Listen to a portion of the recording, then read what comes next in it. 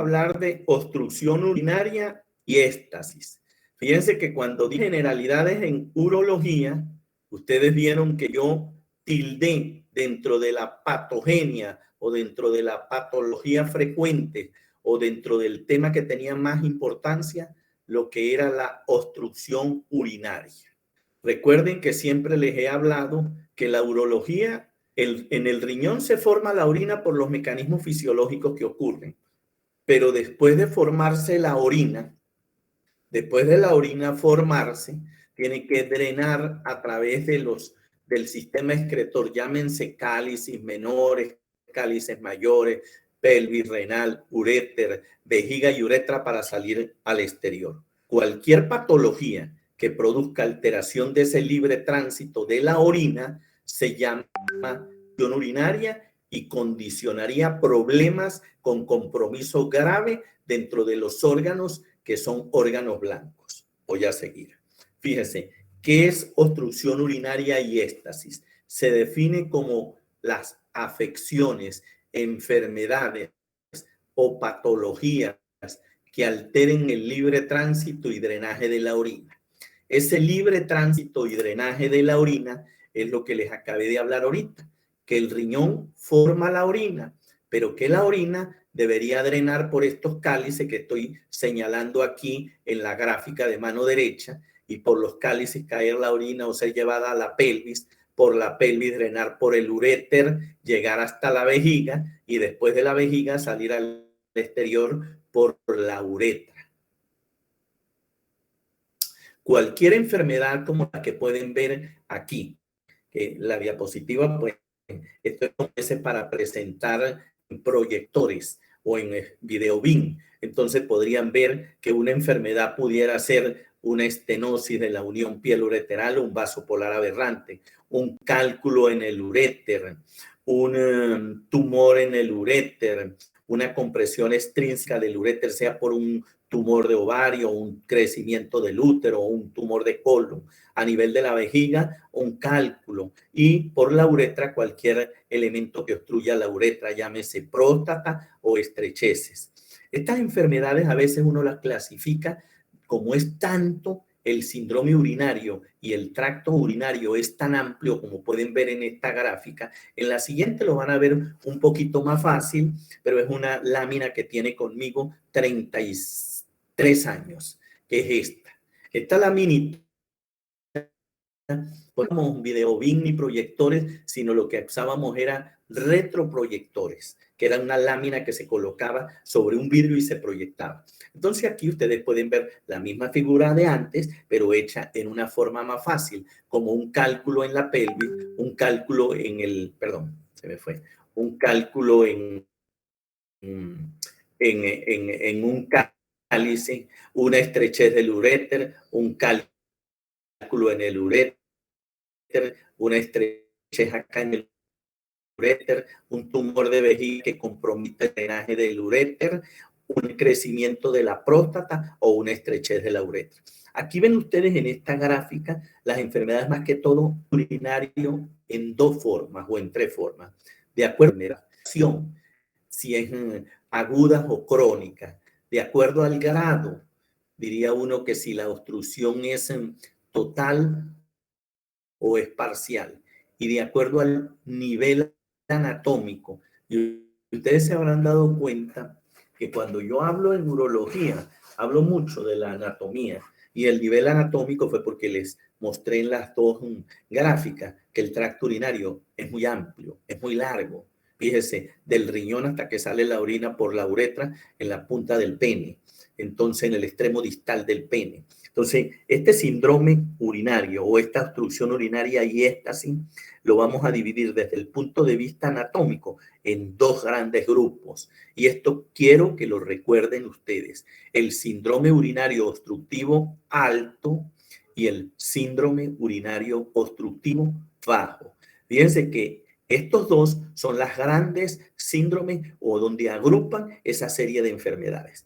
Entonces, yo siempre pregunto, o a veces pregunto, defíname qué es el síndrome urinario obstructivo alto y me da dos causas adquiridas o dos causas congénitas. Definamos qué es el síndrome urinario obstructivo bajo y demos causas adquiridas o congénitas. Entonces, vamos a desarrollar del tema grande que era obstrucción urinaria y éstasis. Ese tema lo vamos a dividir en dos grandes grupos: el síndrome urinario alto y el síndrome urinario bajo obstructivo. Continuemos. Entonces, fíjense que ya lo general lo llevamos a particular y vamos a distribuir esta clase en dos temas. Voy a hablar del síndrome urinario obstructivo alto, y en la segunda parte voy a hablar del síndrome urinario obstructivo bajo.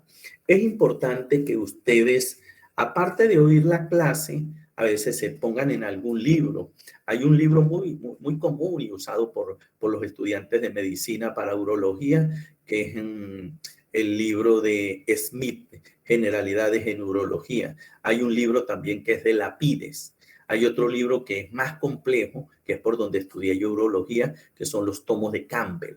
Pero ustedes también a nivel de internet, en páginas serias, pueden estudiar el síndrome urinario obstructivo alto o el bajo. Pero con lo que yo les doy, yo creo que si ustedes se aplican un poquito, pues les es fácil. Fíjense, el síndrome urinario obstructivo alto son afecciones que alteran el tránsito urinario desde la unión urétero-vesical hacia arriba, es decir, desde que va llegando la orina al uréter hacia la parte superior, que es el riñón. Pero ustedes lo pueden definir al contrario: son afecciones que alteren el libre tránsito desde la unión o la pelvis renal hasta la llegada del uréter a la vejiga. Fíjense que cualquiera de las dos puede ser, pero que se comprometa una zona anatómica.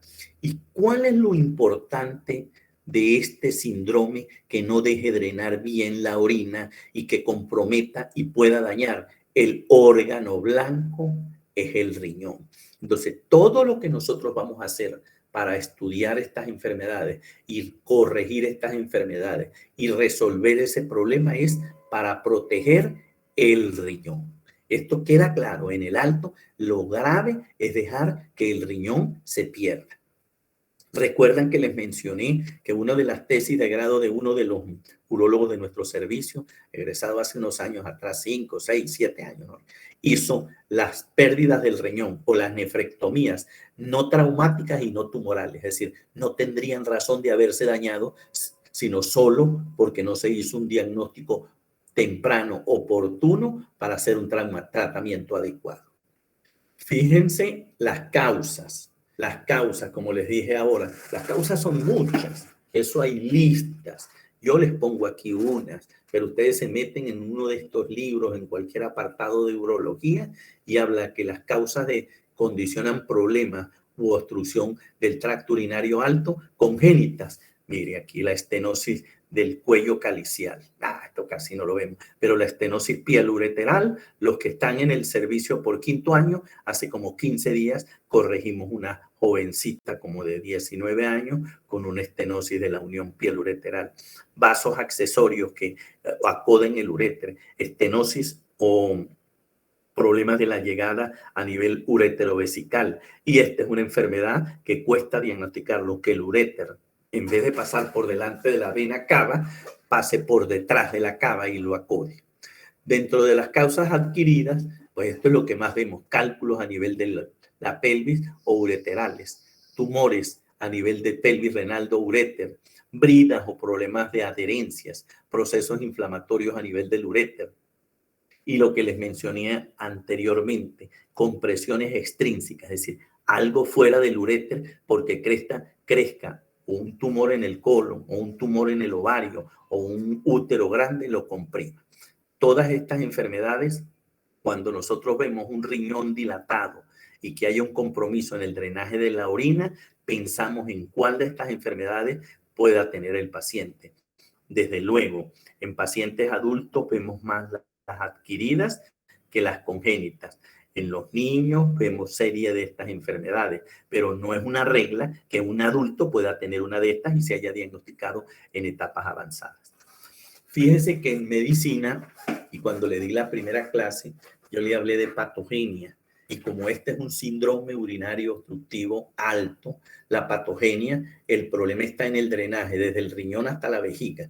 Y el órgano primariamente comprometido, porque no deja pasar bien la orina, es el uréter. Pero lo que está por encima del uréter es el riñón. Y nosotros corregimos la patología a este nivel para que el riñón no se vea comprometido. Entonces, fíjese, en caso del uréter, cuando hay una obstrucción, hay una etapa de compensación y lo tildé de este color, pero también hay una etapa de descompensación. La etapa de compensación, como ese es un tubo músculo-membranoso, pues se produce por aumento de las contracciones un engrosamiento de la pared, que es lo que se llama hipertrofia de la pared del uréter, que esto puede llevar a condicionar fibrosis, que al contraerse puede llevar a que en el uréter se produzca un proceso de cicatrización y se forme realmente un problema ya fibrótico en el drenaje. Pero en sí, el problema primario es una obstrucción que como no deja transitar o drenar bien la orina, hace que las paredes del uréter se hipertrofien. Esa es una cosa que ustedes ven o una cuestión muy frecuente. Si ustedes examinan un paciente cardiópata que tenga un problema en las válvulas, pues el corazón va a tratar de aumentar la fuerza de sus paredes y primero hace una hipertrofia de la pared y después tardíamente la pared se agota, el músculo se va relajando, se va dilatando hasta que cae en la segunda parte, que es lo que vemos aquí, la etapa de descompensación. Nosotros vemos un uréter dilatado y adelgazado que pierde la contracción y eso lo va a llevar a verlo de mayor tamaño. El segundo órgano comprometido cuando hay una urinaria alta, vieron que primero era el uréter, que era el que llevaba la orina, pero en segundo nivel la patogenia viene sobre el riñón. Y este que yo le dije ahora que era el órgano blanco, es el órgano que hay que protegerlo porque las pérdidas de un riñón, pues no es bueno, pero una falla de los dos riñones, si no hubiese lo que conocemos ahorita como diálisis o la diálisis que se hace, ya sea diálisis peritoneal o hemodiálisis, eso es incompatible con la vida, porque los riñones tienen una función y un compromiso del organismo muy importante. Entonces, el segundo elemento, órgano comprometido, y el riñón tiene para afectarse un mecanismo primero de defensa. Pero fíjese que la presión de la pelvis es cercana a cero. Al aumentar la presión hay dilatación y se produce dilataciones a nivel de las papilas y en los cálices. Los cálices normalmente nosotros lo vemos cóncavos, pero al haber presión dentro de la pelvis, los cálices se dilatan y se abomban y se vuelven convexos. Esa presión que aumenta y aumenta llevaría al riñón a que no hubiese filtración glomerular, pero esa filtración se sigue dando, es decir, a pesar de que la presión subió y ya no es cero para que siga drenando el riñón o haciendo el proceso de filtración glomerular, al bajar la presión por estos tres mecanismos que les menciono aquí, el reflujo pielovenoso, el reflujo pielo-linfático y el reflujo pielo-tubular, son tres mecanismos que hacen que la presión en la pelvis renal baje, y esa presión baja en la pelvis renal hace que el riñón, a pesar de estar obstruido, siga drenando, y eso es lo que hace que el riñón disminuye el parénquima, pero sigue acumulando líquido y acumulando líquido, y es lo que hace que nosotros conozcamos como un riñón atrofia, pero atrofia hidronefrótica.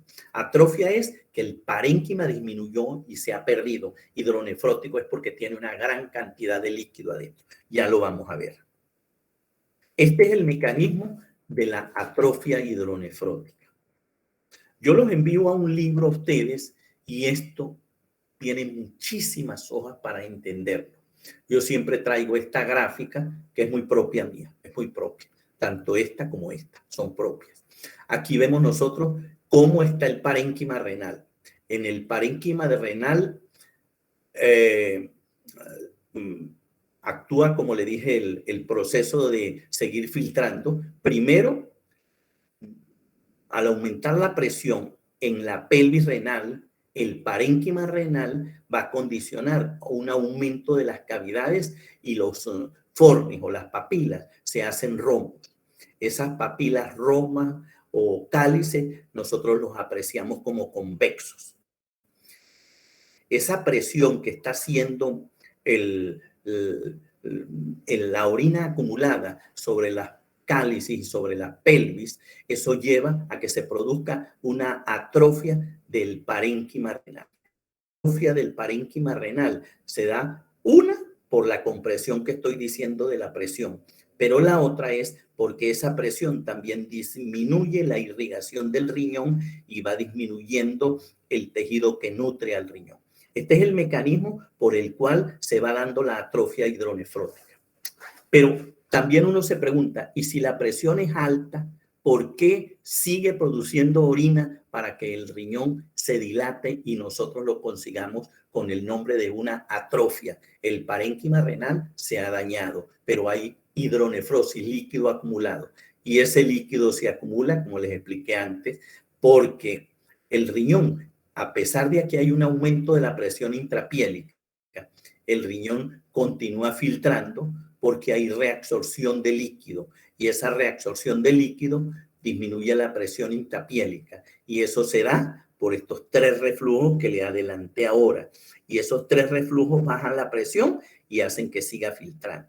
Entonces, en términos ya generales, cuando hay un daño obstructivo importante, se pierde el parénquima renal funcional, nosotros conseguimos un riñón muy dilatado, con gran cantidad de orina adentro y con un parénquima muy, pero muy tímido.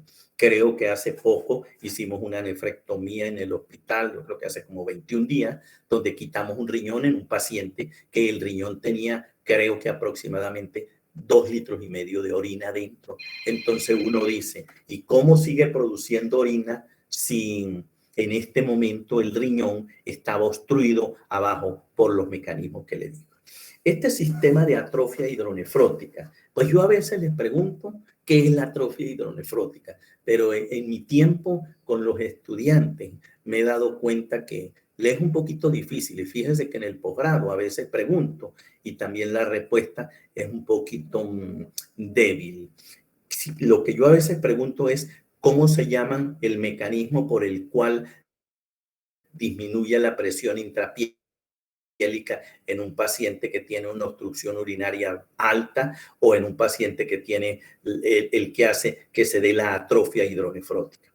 Porque fíjense que yo a ustedes les estoy dando este tema, yo lo entiendo pues muy bien porque esto es lo que manejamos, pero realmente si ustedes se meten en el libro a leer esto, se hace un poquito complejo. Esta gráfica es el resumen de muchas páginas de lectura, mucha lectura ahí, pero sí es entender atrofia como que si fuera pequeño, destruido. Hidronefrótica es un riñón lleno de agua sin parénquima funcional. Y lo da, por un lado, la obstrucción que les dije, por otro lado, los mecanismos que hacen que la presión disminuya y siga filtrando. Y al filtrar, pues hace que llegue más líquido, el líquido no pasa y se va acumulando dentro del riñón. Esa patogenia es importante. Fíjense el dibujito. Este dibujito, pues, es un dibujito no tanto como el anterior, que explica tanto, pero ustedes se dan cuenta aquí cómo un riñón que tiene buen parénquima acá, y ven los cálices bonitos y todo, va aumentando los cálices, se van abombando más, ¿ven? Y va disminuyendo el parénquima funcional. Y ven aquí cómo una obstrucción aquí en la unión piel-ureteral, esta pelvis dilatada, son los cálices ya vuelto una bolsa y el parénquima es pequeñito. Entonces, este es el mecanismo de cómo se altera el parénquima. Pero ustedes ven aquí cómo la irrigación o la nutrición, los vasos nutricionales, las arterias, van disminuyendo. Ven todas estas arterias y a medida que pasa acá, van disminuyendo y ven aquí como ya prácticamente no queda nada de irrigación. Y cuando nosotros vamos a operar a un paciente, lo conseguimos así ya con un riñón atrófico hidronefrótico y prácticamente lo que sacamos es una bolsa llena de agua. Eso es lo que se llama la atrofia. Bueno, fíjense que cuando hablamos de síndrome urinario obstructivo alto, yo les digo, ¿cuál es la clínica de un síndrome urinario? Aquí también voy y le digo, yo no pregunto la clínica de un síndrome urinario obstructivo alto, porque la clínica es muy variada. Mire lo que dice primero, asintomático. Entonces, si yo le pregunto a ustedes en un examen, dígame la clínica de un síndrome obstructivo alto, no, asintomático no es una respuesta. Hay un número importante de pacientes asintomáticos. Lo que pasa es que nosotros, los urólogos, decimos asintomático y decimos que a veces no se diagnostica, unas veces porque no se hace una anamnesis o un interrogatorio bien claro al paciente. Y lo otro, lo que yo les dije a ustedes, que el sistema urinario alto era doble. Tenemos 2 riñones, 2 uréteres, y entonces puede estar un sistema urinario alto dañado y el otro estar trabajando. Entonces, la sintomatología, miren, dolor, hematuria, infección, trastornos gastrointestinales, una tumoración abdominal y ascitis. Este paciente que operamos hace 21 días, más o menos, ese paciente no llegó por ninguno, ni dolor ni nada. Dice que hace años le dijeron que tenía un calco y él creyó que lo había botado. Y cuando vino, yo lo examiné, le palpé una tumoración en hipocondrio izquierdo. Y cuando le hice el ecograma era una bolsa hidronefrótica. Y cuando le hicimos la urotomografía era lo mismo, era un riñón lleno de agua. Y en la paraclínica, pues esto lo puede dar cualquier enfermedad, una anemia, una leucocitosis, una retención azoada. Entonces, para hablar de síndrome urinario obstructivo alto, los diagnósticos, la clínica no es muy específica. Lo primero, no es específica. Lo segundo, el tracto urinario es doble y puede uno tener un sistema urinario alto obstruido y no darse cuenta.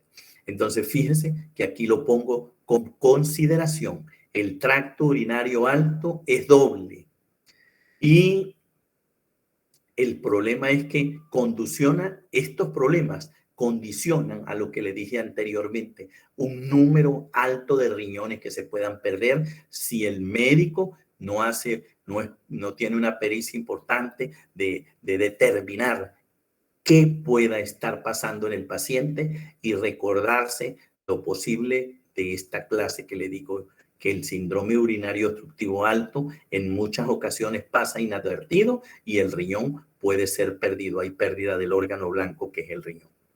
Entonces, ¿cómo lo diagnostica uno? Por la clínica. Siempre en medicina, la clínica o la palabra clínica no falta. La clínica no es la clínica María Delmira, no. La clínica son los síntomas y los signos que da el paciente. La clínica es el interrogatorio.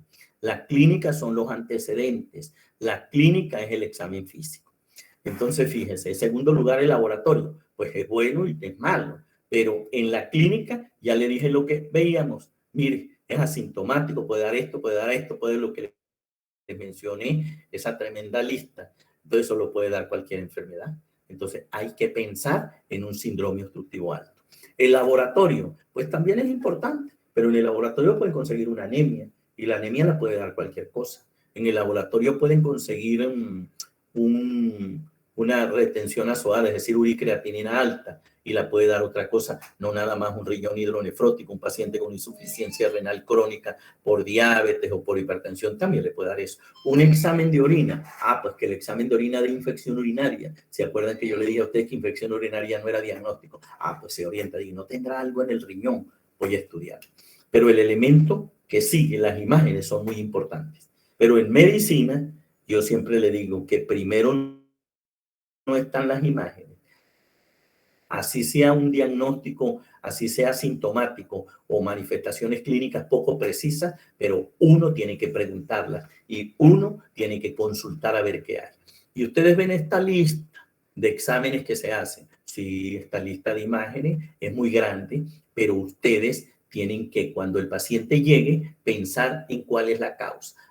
Tiene un riñón dilatado, pero hace una semana tuvo un cólico nefrítico y era del lado derecho. ¿No será que está bajando un calculito? El cálculo obstruye el uréter se dilata el riñón y ahora tiene el riñón con un riñón dilatado o con el dolor. Entonces ustedes le hacen una simple urinaria y pueden ver en la simple urinaria un calculito que yo le voy a montar. Ah, no, le hacen más bien un ecograma y ven un riñón dilatado. Y después ustedes dicen, ¿y esta serie de exámenes quién la va a pedir? No, esta serie de exámenes no se hace una lista. Yo pediría una urografía si estuviera hace 20 o 30 años atrás, porque ya ahora lo sustituye la tomografía. Una pielografía translumbar, bueno, si el paciente no hay forma, porque tiene un gran riñón dilatado, no hay forma de hacer un estudio por debajo que se llama ureteropielografía, y nosotros consideramos que haciendo una punción a través de la espalda, de la fosa lumbar, llegar a la pelvis e inyectar un contraste para ver qué es lo que no deja pasar la orina de la pelvis renal al uretra. Entonces, hay esta serie de exámenes, pero hoy día, el estudio ideal para revisar y analizar un paciente con una atrofia hidronefrótica es, el diagnóstico es una urotomografía. Y depende cómo esté la función renal, si es con contraste o sin contraste. Y depende de la causa que estemos buscando. Porque si es un cálculo, es más fácil verla sin contraste. Pero si es una estenosis pielureteral o un vaso polar, es preferible hacerla con contraste. La resonancia magnética no está indicada como elección en estos casos porque para litiasis urinaria no es bueno. Si nosotros sospechamos que no es cálculo, pudiéramos pedir. Y esta medicina nuclear, el cintilograma renal, tiene que ver mucho con la palabra que dije ahora, atrofia hidronefrótica. Y sobre todo en la edad infantil y escolar y en adultos jóvenes o en público, para decidir si en una atrofia hidronefrótica el riñón está de sacarlo por el porcentaje de función o hacer la nefrectomía o corregir la causa y conservar el riñón. Adelante. Entonces, fíjense, esta es la misma placa que les pude haber mostrado. ¿Aló? Dígame. Sí, una duda. En la lámina anterior. Dígame. En la anterior. Esta. Ajá. ¿Sí? La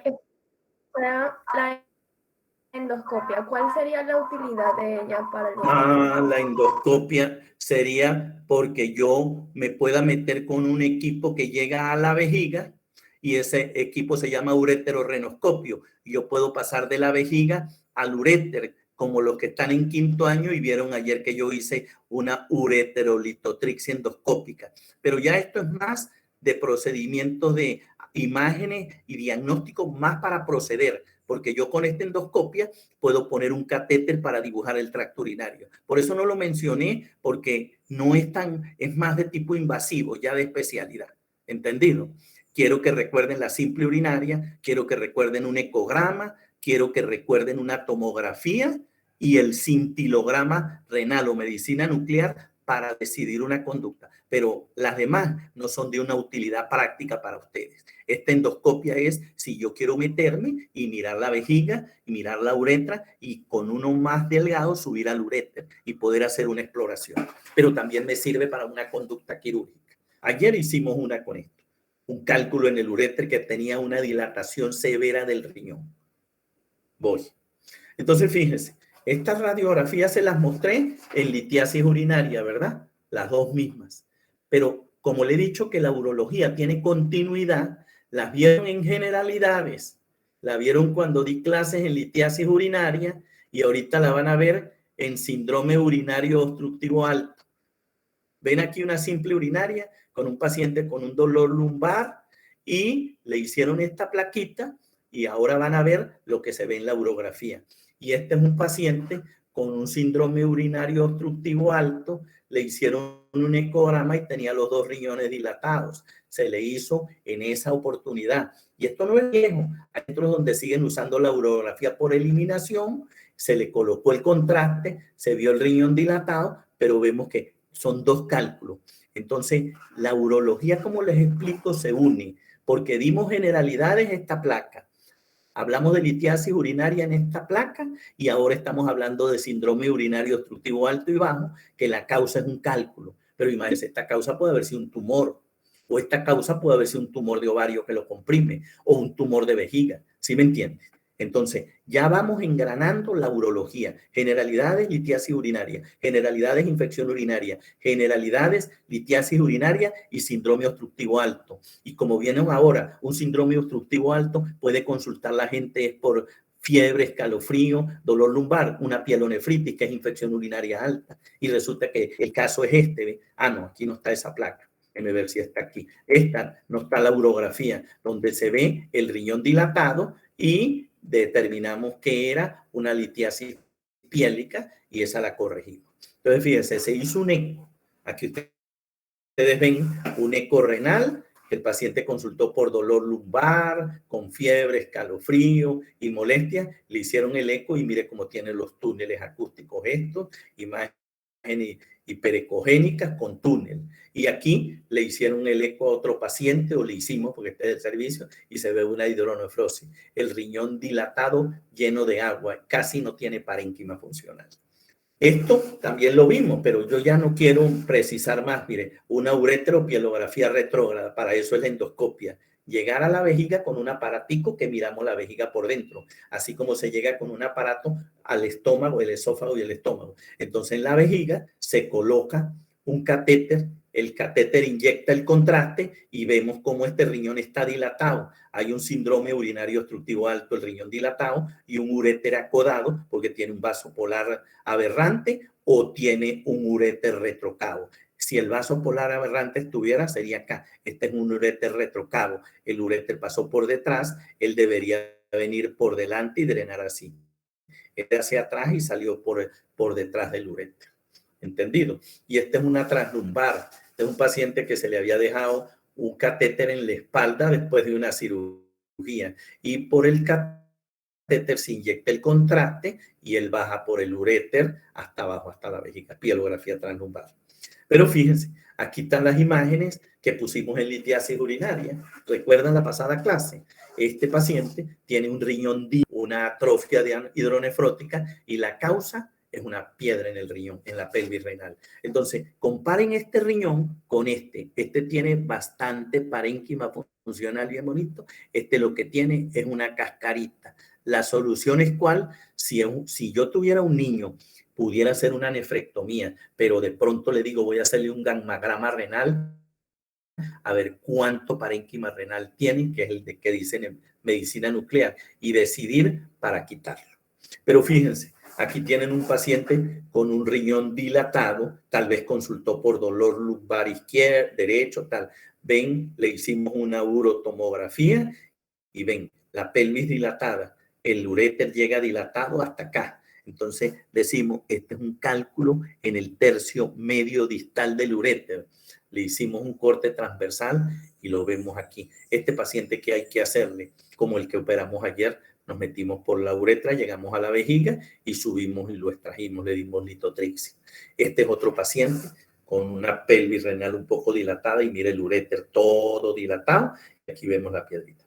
Esta es la tomografía simple, ¿entiendes? Urotac simple. Hay pacientes que cuando pensamos en malformaciones congénitas o compresiones extrínsecas importantes, le hacemos con contraste. ¿Cuáles son las complicaciones del síndrome urinario obstructivo alto? Esa ustedes ya ni habrá ni que mencionarse.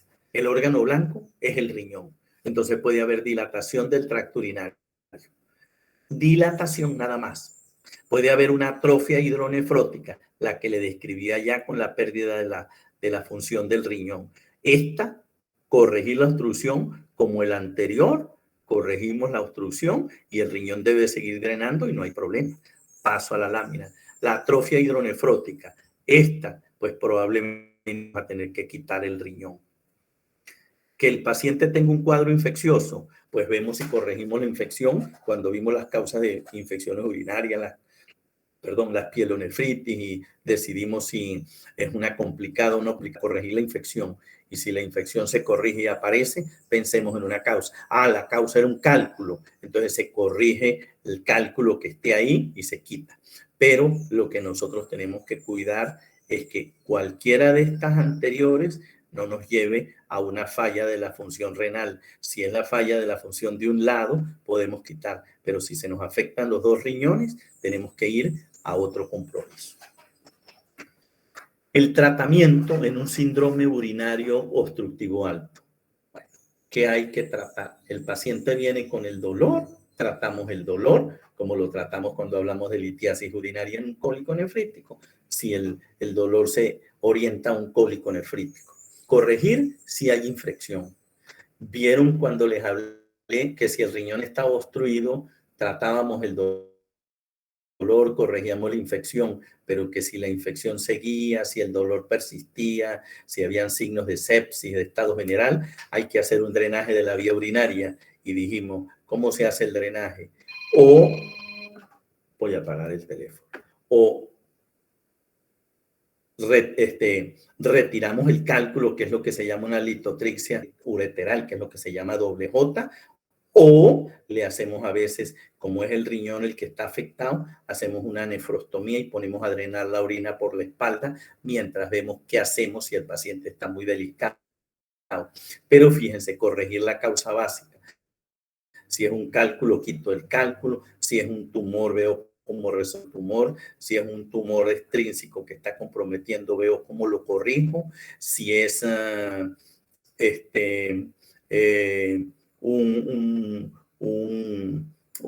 tumor interno en el urétero o en el riñón, bueno, hay que manejarla desde la forma del manejo oncológico, que es el diagnóstico, la conducta y el pronóstico. Yo he tenido tumores que producen dilatación del riñón y es un tumor ureteral grande en la parte media y a veces hay que hacer una nefroureterectomía, quitar el riñón, quitar el uréter y hasta una cuña en el vejiga, que son eso que llamamos tumores del urotelio, que de pronto están en la mitad del uréter pero se pueden sembrar en la vejiga, o de pronto están en el ureter y en la parte superior también hay más, porque son los que se llaman tumores del urotelio.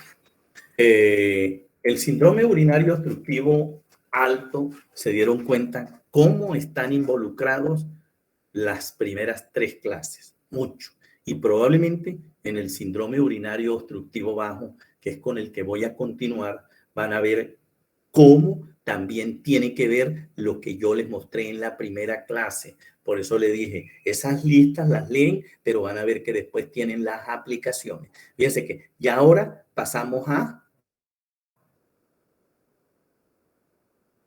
otro tema, que es el síndrome urinario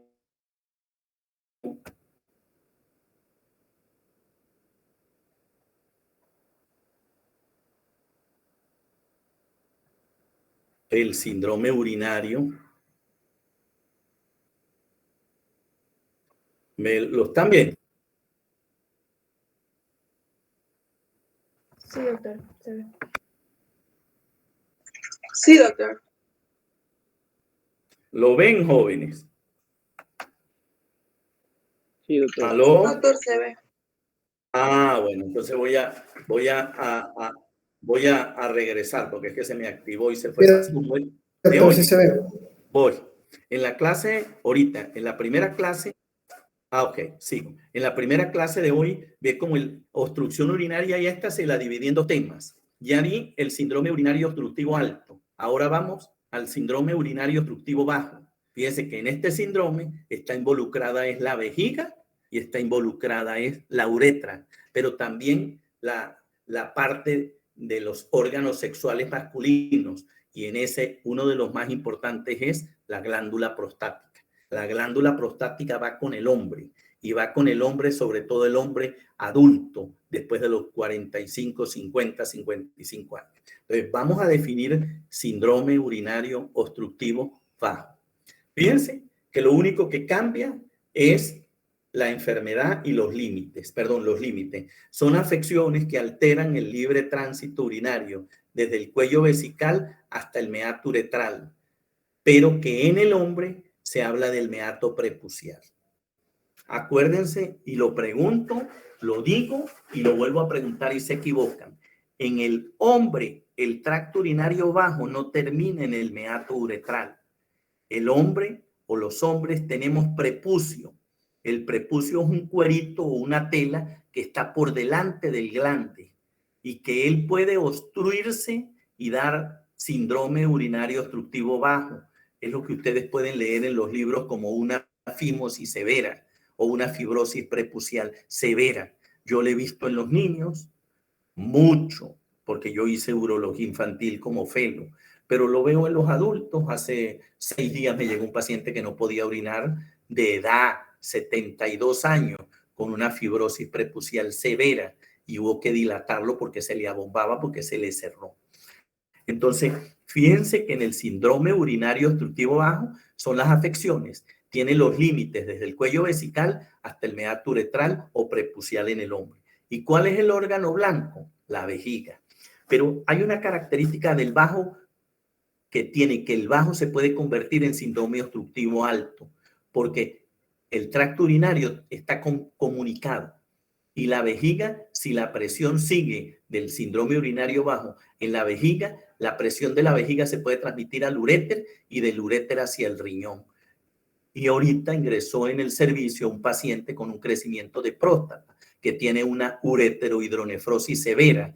Y entonces primero tuvo un globo vesical crónico y esa presión se transmitió arriba. Entonces, en urología, los médicos sabemos que un síndrome bajo que afecta a la vejiga puede convertirse en continuarse en alto. Entonces, fíjense, yo siempre para el síndrome urinario bajo les pongo la anatomía y se darán cuenta que en estas 2 diapositivas o 2 gráficas, el tracto urinario bajo del hombre es diferente al tracto urinario bajo de la mujer. Fíjense, aquí está la vejiga en el hombre, por debajo está la glándula prostática y la uretra es atravesada por la próstata es atravesada por la uretra, y ven lo larga que es la uretra, y eso hace que para hablar de síndrome obstructivo bajo, el modelo es más el hombre que la mujer.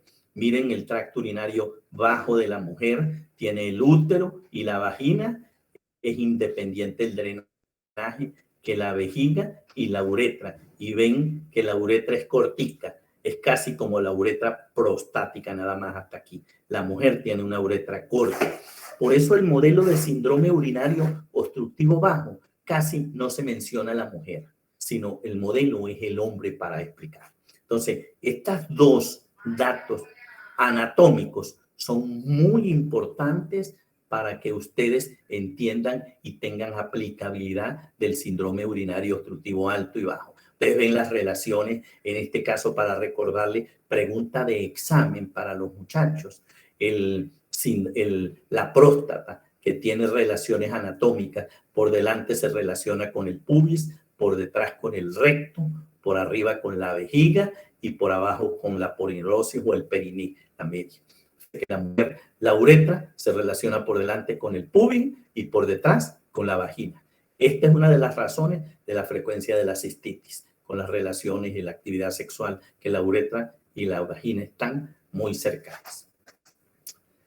Fíjense, con causas. Aquí es muy importante recordar las causas, porque las congénitas se ven mucho en urología pediátrica.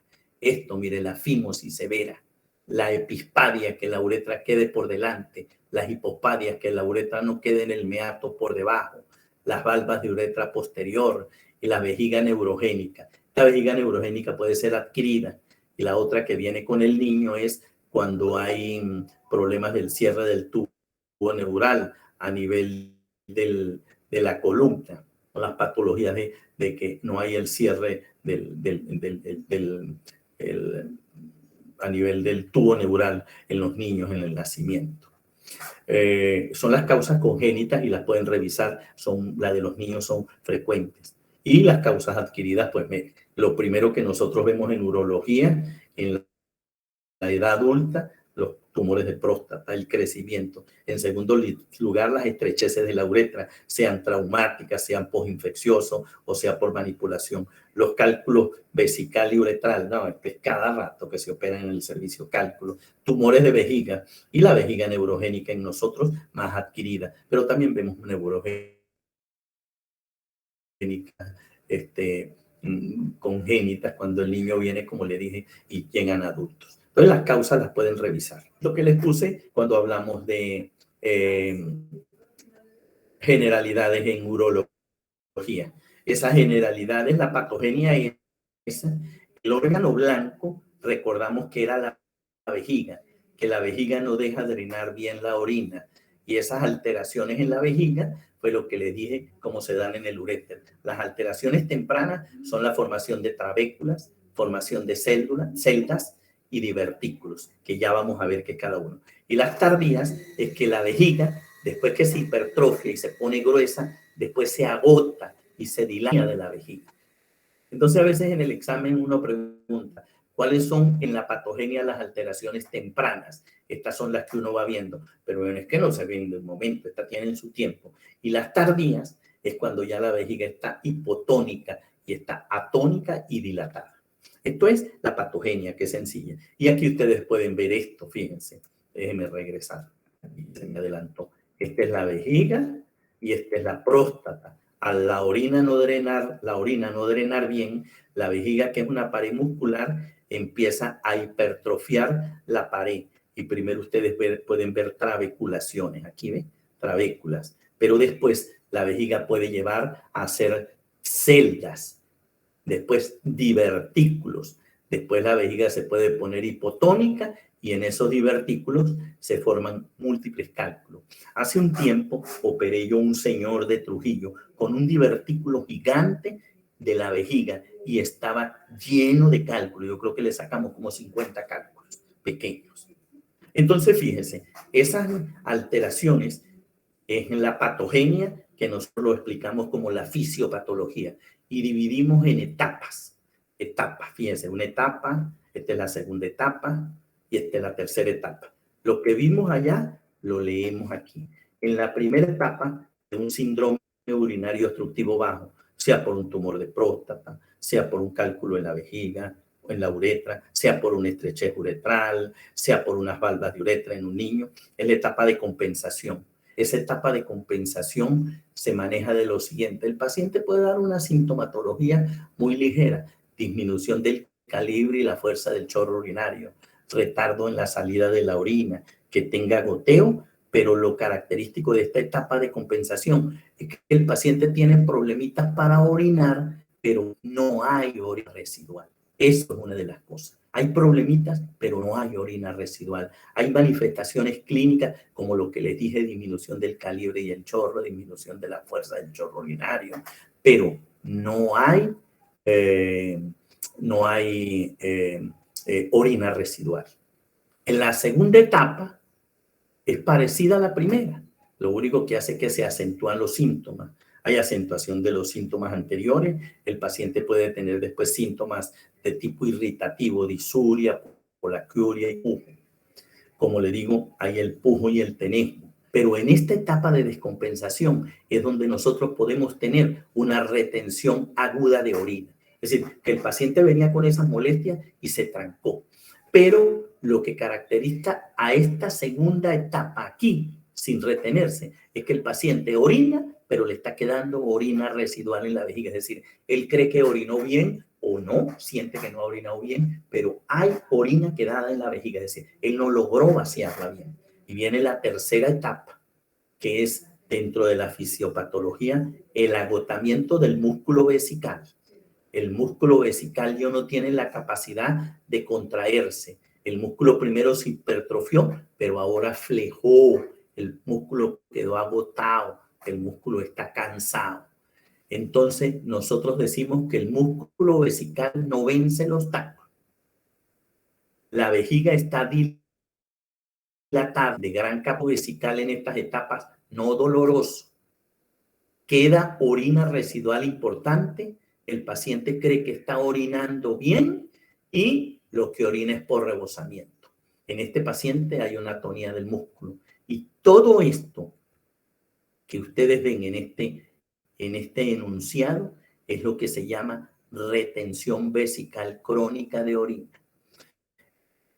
Yo les pregunto a veces como pregunta del desarrollo, díganme la diferencia entre una retención vesical aguda de orina que puede dar en alguno de estos dos, en el de compensación y descompensación. En alguna de estas dos, por la etapa en que va, que no es una etapa tan avanzada de la enfermedad, puede haber una retención vesical aguda de orina. Y esas características de esa retención son estas. Hay primero una retención vesical aguda de orina tiene, primero, es un globo vesical pequeño. Segundo lugar, es un globo vesical que es doloroso, el paciente tiene dolor. Y tercero, el paciente no orina. Él brinca, él salta y todo y no sale orina. Esas son las tres características de una retención aguda. En cambio, la retención crónica de orina, el paciente está engañado, él cree que está orinando, orina por rebosamiento. Y las tres características son estas.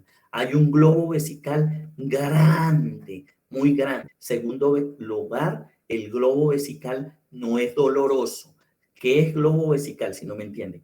Es la palpación de la vejiga. Usted la palpa, repito. El globo es la tumoración que se forma en el hipogastrio donde está la vejiga. Y es tan grande que uno la puede palpar. Entonces, repito, es un globo vesical grande en la retención crónica.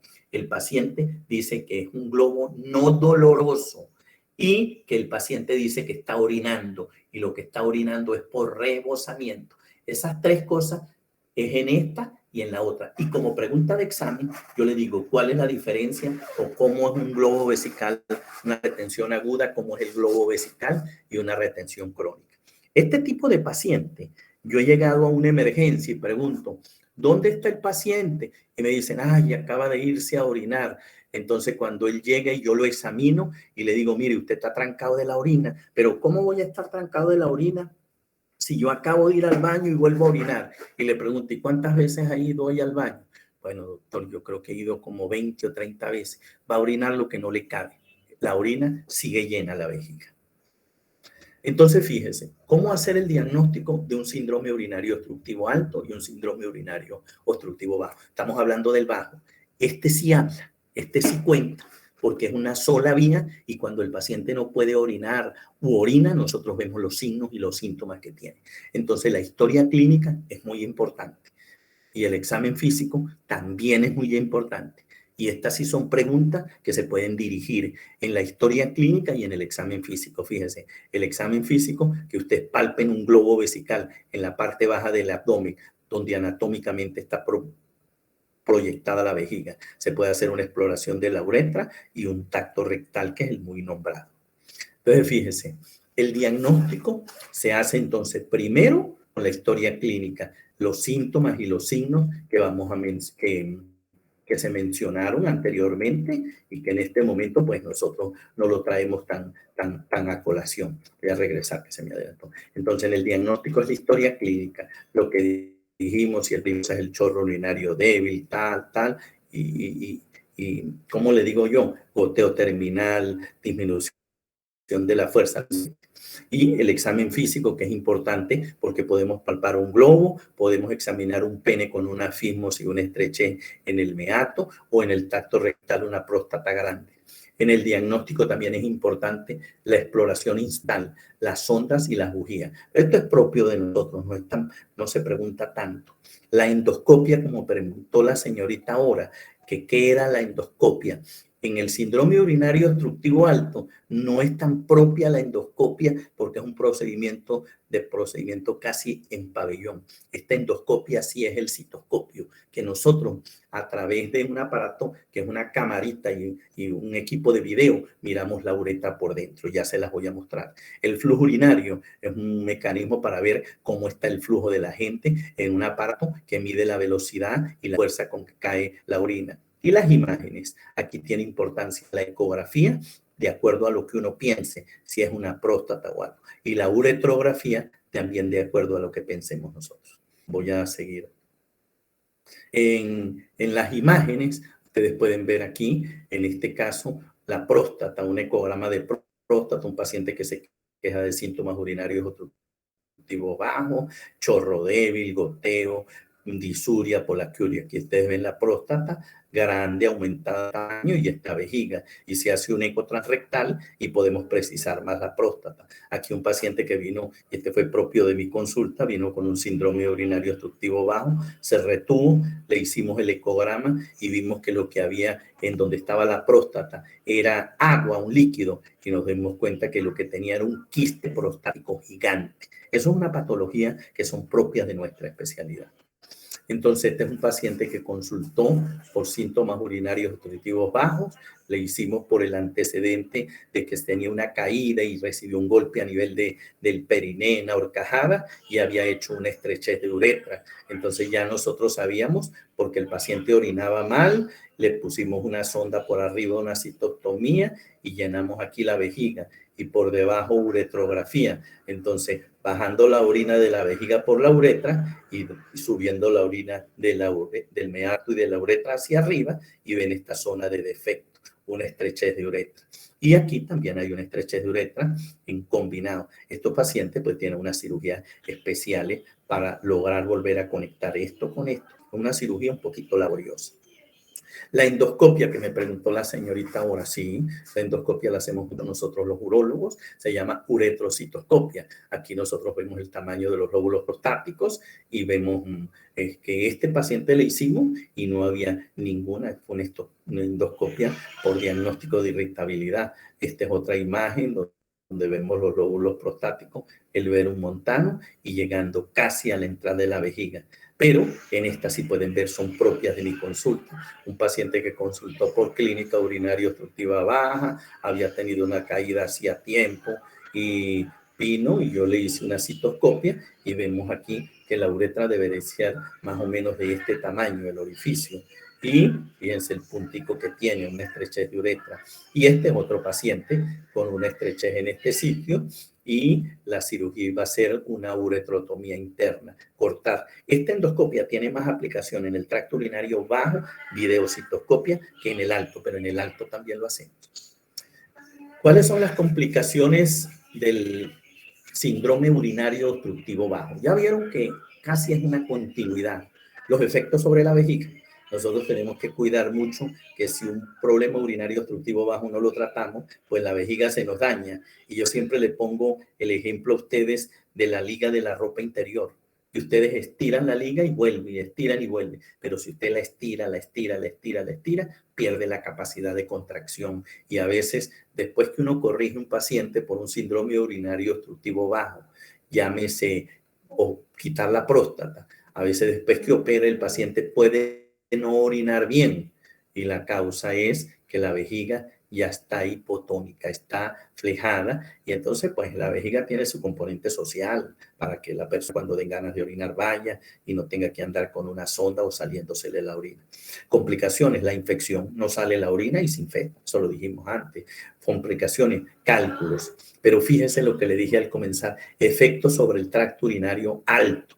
Si un síndrome urinario bajo no se corrige, puede llegar a producir ureterohidronefrosis y dañarse el riñón y tener insuficiencia renal más grave, porque la obstrucción cuando es baja y se convierte en alto, en este caso es bilateral y esa sí es más grave. Nosotros tenemos pacientes que han terminado en diálisis después que operamos una próstata porque el paciente no acudió a tiempo.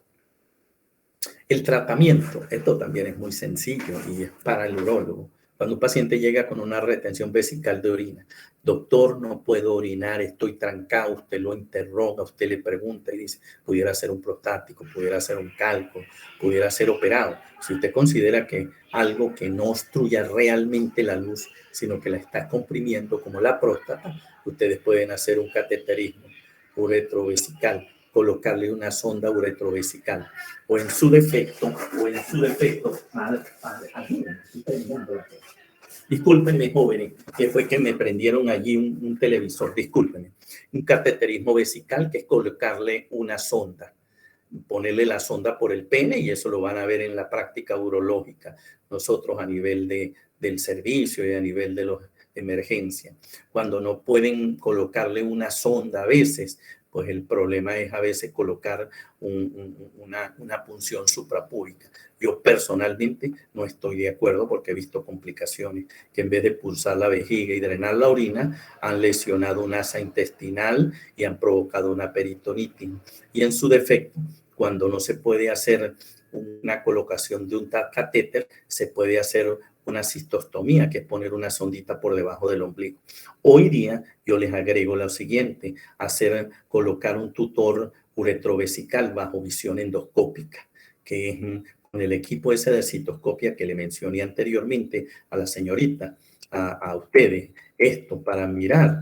Pues a veces si hay una próstata grande, nosotros dirigimos el equipo y franqueamos. Después colocamos una guayita y a través de esa guía o esa guaya avanzamos una sonda.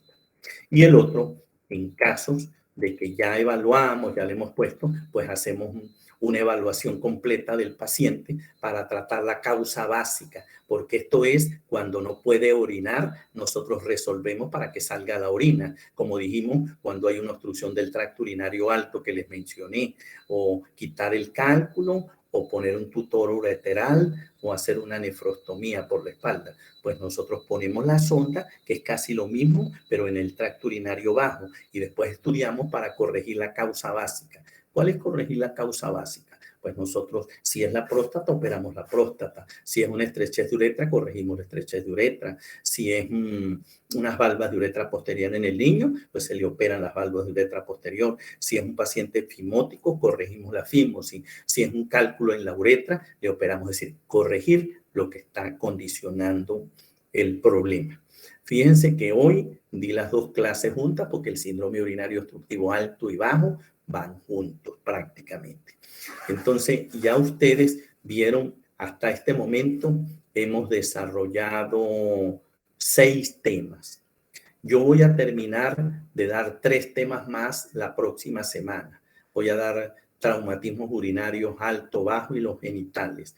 Con estos 6, 4 y 2, 6 y 3, 9, voy a hacer el primer examen parcial para ustedes.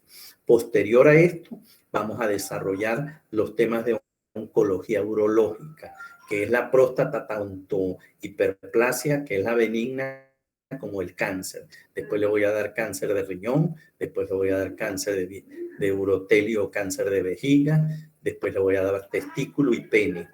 Y posteriormente, de la oncología urológica, les voy a hablar de patología escrotal y termino con reflujo. Vamos la próxima semana a ver los 3 temas que les voy a organizar y la siguiente semana de arriba, el examen, no sé en qué fecha se los voy a realizar, pero yo voy a viajar la próxima semana y entonces sigo dando los temas, pero el primer parcial va a ir hasta urinarios. ¿Hay alguna pregunta o alguna duda?